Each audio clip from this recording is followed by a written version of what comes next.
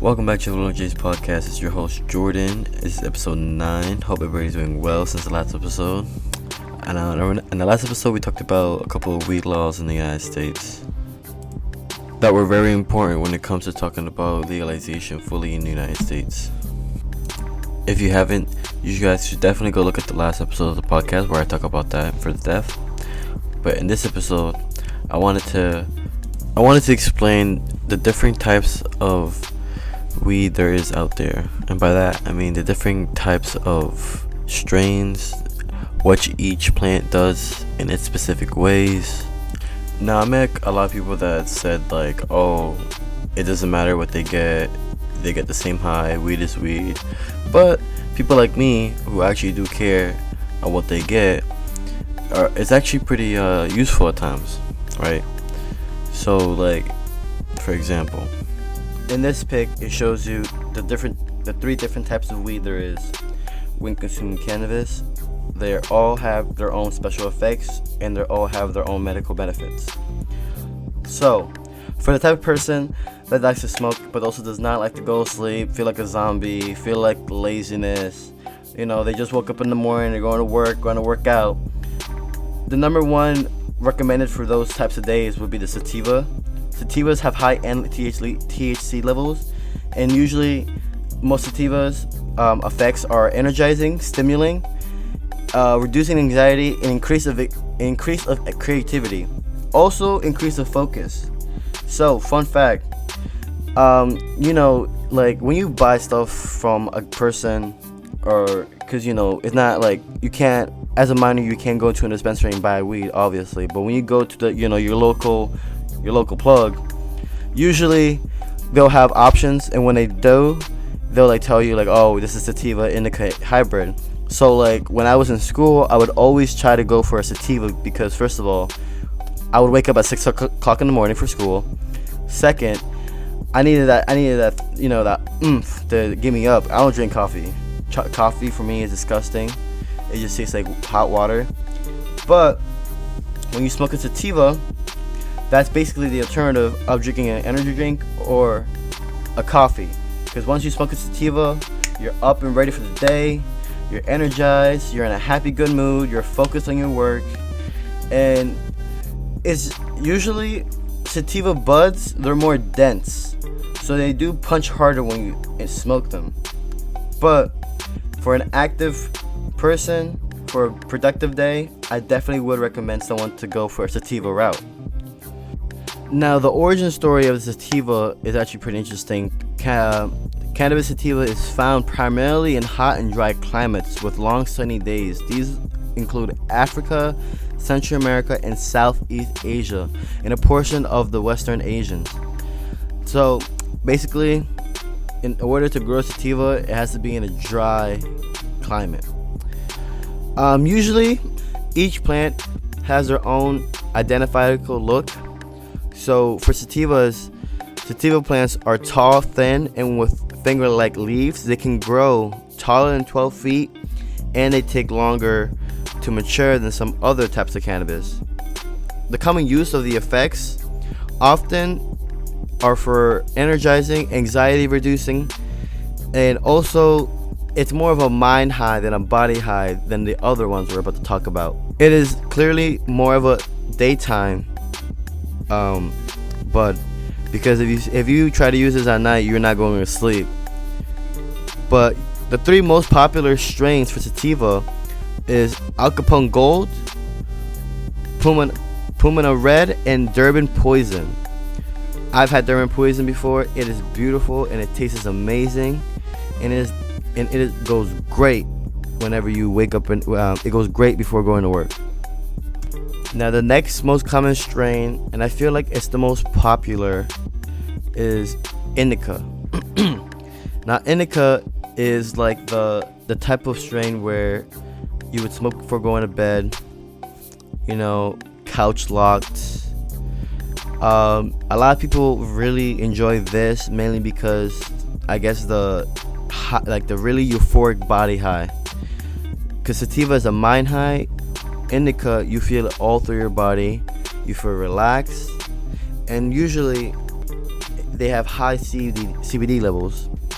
The effects of indicas are usually relaxing, pain relief, decrease in nausea, increase in appetite, and better sleep. So like I know that doctors, mainly when people get like recommended through medical, doctors most likely would prescribe indica for people that either have problems sleeping, really bad back pains, or even just like not being able to sleep, not being able to eat right.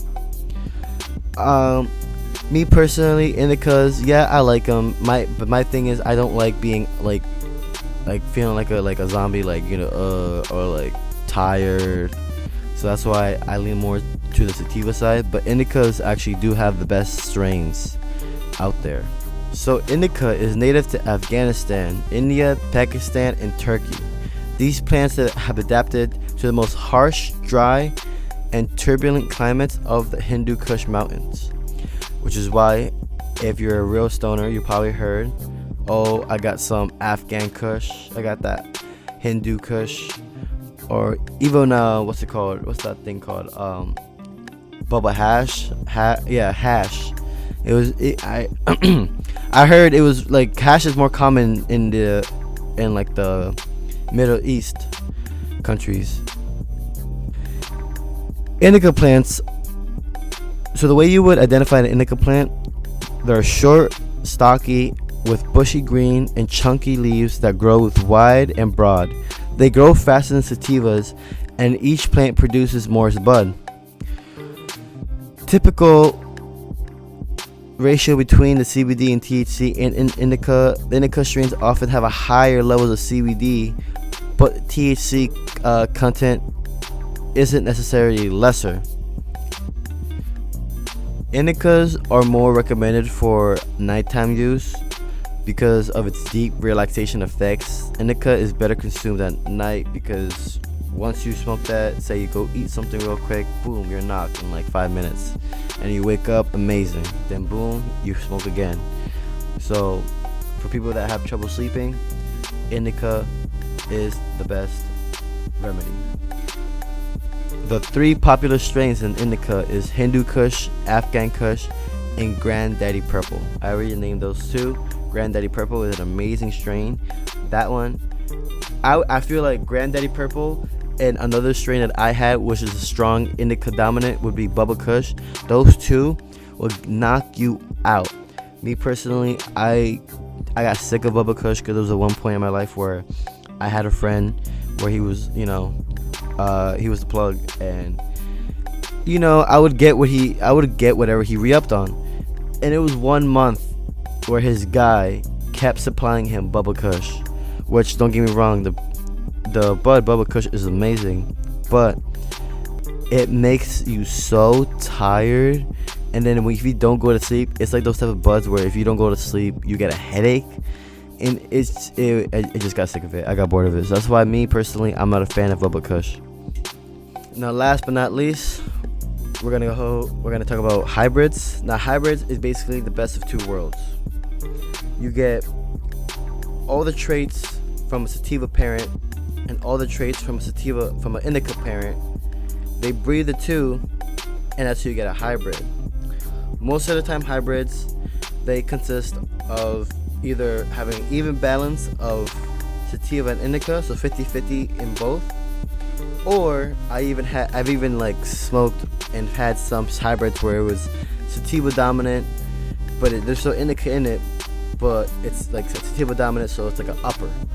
And I've had hybrids where it's indica dominant, meaning a really strong body high, but it won't get you as drowsy and as sleepy as saying smoking just straight indica.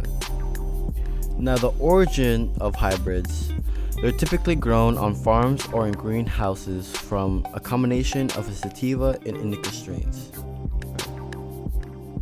With these, you can't really like have a distinct, they don't have a distinct look, so it really just depends on the parents. So a hybrid could either look like, a sativa, fingers skinny and all that, or as an indica. It really depends on what they were breeded with. One thing I've read that was really interesting is that farmers and producers select hybrids for their unique impacts. They can range from reducing anxiety and stress to ease symptoms of chemotherapy and radiation. So hybrids are a really big help with people who have cancer and are going through those treatments. And I know that the people who go through all those, I know they got to take a lot of pills and all that because of the radiation and all that they're going through. So it seems that smoking hybrids help ease the pain of those symptoms. Time of use for a hybrid doesn't really matter. This really depends on what you get, because hybrids are both sativa indica. So if you get a strong indica, clearly it's more meant for the nighttime. If you get a strong sativa, it's more meant for the daytime. But keep in mind, from my experience smoking sativa, if you have a strong sativa where it's like a sativa dominant, when you come down, like when you're losing your high, that crash kind of annoying. I don't know if it's just me, but whenever I smoke sativa and I'm coming down, I start getting a headache because that's the indica part. Like the part was like, oh, I gotta sleep it off. That's the only downside with hybrids. I actually do enjoy hybrids myself. I'm more of a sativa guy, but I'm not against hybrids at all. When looking for a hybrid, there are so many to choose from. I feel like there are more hybrids than sativas when it comes to looking for the right type of hybrid.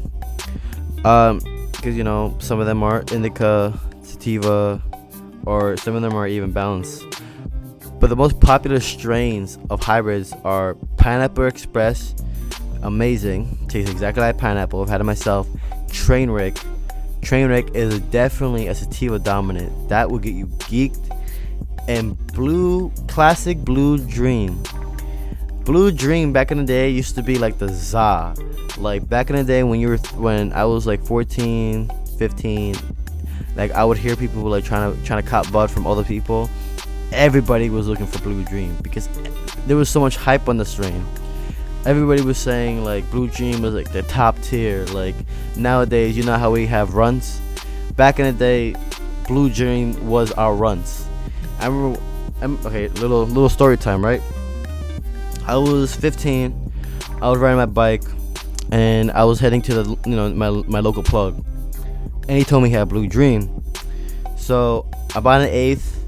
Back in the day, when I started smoking, I really didn't know how to roll up, so I had to MacGyver my way to, make it work. Trying to invent new inventions to make a bowl. So after I made a bowl out of, I think it was a Coke can, I took a couple hits, and then I ride back on my bike. Now I had to go home. On my way back home, I felt amazing. The sky looked beautiful. I was riding through my old junior high school, and then as I was looking up, I remember seeing the trees. The trees were like big ass weed nugs, and I was just smiling. I was so happy. That was probably the highest I've ever been on bud. Nowadays, Blue Dream isn't all that. I have a couple of friends that don't like Blue Dream because they give them headaches. I haven't had it in a minute, but all I know is that back in the day, that used to be top tier bud. Since we're on the topic of Blue Dream, I wanted to show you guys this picture. If you're listening to the podcast on Spotify or on Apple Podcasts, I'll talk to you through the picture. But if you're watching this on YouTube, I'll put the picture on the screen. Basically, this picture shows a list of strains along with the category they're in, and also what each strain does, like physically wise. So we talked about Al Capone Gold. It's sativa dominant. The THC percentage usually between 15 and 23%. The strain helps with fatigue, stress, and nausea and pain. Blue Dream, like I said, popular strain back in the day, not anymore. Hybrid.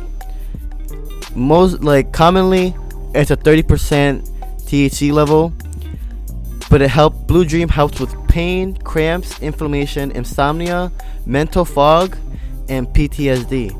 I'm guessing mental fog is like like writer's block, like you can't think straight. So I'm assuming, I don't know. Purple Kush, another really popular strain. It's really strong, I know that. Indica dominant, definitely. THC count 17 to 22%.